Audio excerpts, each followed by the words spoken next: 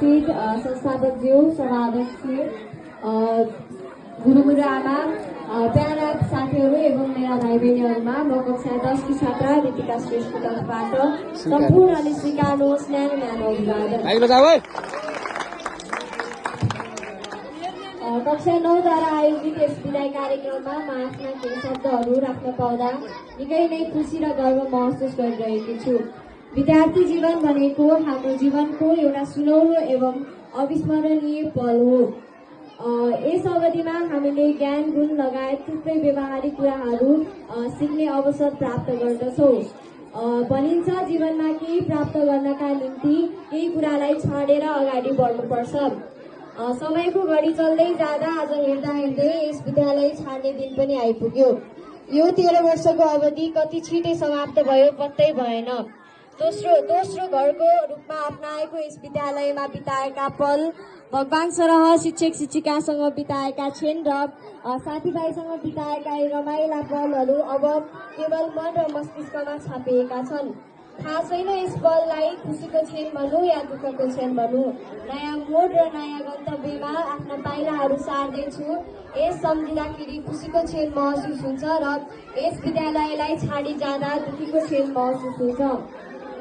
भनिन्छ शिक्षक हाम्रा निम्ति मोमबत्ती हुनुहुन्छ जसले आफू बलले हामीलाई उज्यालो प्रदान गर्नुहुन्छ। शिक्षक शिक्षिकाले आफ्नो घर परिवार त्यागी आफ्नो सपना इच्छा आकांक्षालाई तिलाञ्जली दिई आज हाम्रा निम्ति उपस्थित हुनुहुन्छ, जसले गर्दा हामी सत्मार्गमा लाग्नका निम्ति प्रेरित भएका छौँ। हामी हिजो ज्ञानका भोगी थियौँ हाम्रा शिक्षक शिक्षिकाले काखमा च्यापेर तन मनमा ऊर्जा प्रदान गरेर हामीलाई प्रेरित गर्नुभयो, जसका कारण हामीले सङ्घर्ष गर्न अघि बढ्न र पछि नहट्नका निम्ति प्रेरित भयो। यस विद्यालयमा प्रवेश गरेर हामीले किताबी ज्ञान मात्र नभएर जीवन के हो, सङ्घर्ष के हो, अनुशासन के हो लगायतका थुप्रै व्यवहारिक कुराहरू सिक्यौँ। हिजोसम्म 4 बजीको घन्टी कहिले बज्दा र घर जाने आशमा रहेका हामी आज यही विद्यालयमा यही साथीहरूसँग समय बिताउनका निम्ति यो मन तडपिरहेको छ।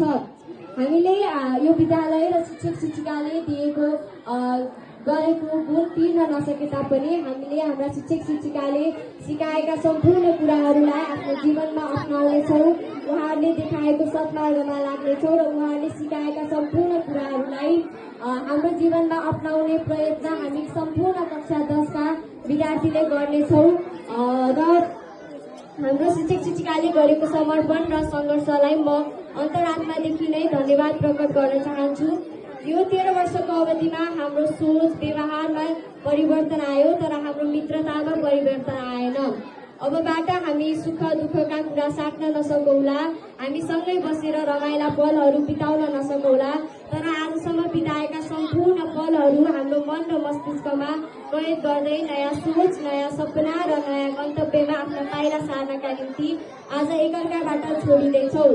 अन्त्यमा म के भन्न चाहन्छु भनेपछि विदाय कार्यक्रम आयोजना गरेकोमा कक्षा 9 का प्यारा भाइ बहिनीहरूलाई धन्यवाद प्रकट गर्दै यस विद्यालयको नाम रोशन गर्नु, हाम्रो दोस्रो घरमा सजाएका सम्पूर्ण सपनाहरू पूरा गर्नु, हाम्रो देश हाम्रो विद्यालयको सम्पूर्ण धरोहरलाई सदैव संरक्षण गर्नु र अन्त्यमा विद्यालयलाई यो 13 वर्षको सुनौलो यात्रा र अविस्मरणीय पल प्रदान गरेकोमा धन्यवाद व्यक्त गर्दै आफ्ना केही शब्दहरू यही टुङ्ग्याउन चाहन्छु। धन्यवाद।